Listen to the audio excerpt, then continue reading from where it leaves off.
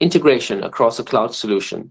There's aspects to it that needs to be looked at. And whenever you're selecting a solution, give consideration to these. You need to do research.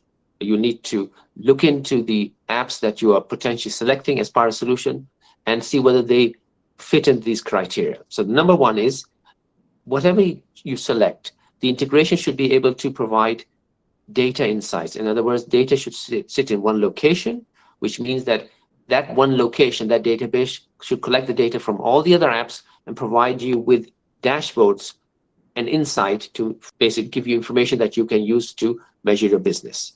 Number one. Number two, the integrations and the potential of integration should be scalable. In other words, if you have 3 apps in your platform, in the future, as your business grows or changes, you should be able to add more apps. And you need to see whether those apps are readily integratable to the existing platform. Number 3, the way the integration has to be, if it's a native integration, native means that there's code readily available in both apps to connect without having to do any development or like API or EDI. That's the best solution, because that's low cost, it'll be done quickly, and you'll be able to configure and choose what data passes back and forth. You need to also assess whether the integrations provide the facility to have seamless processes across your platform.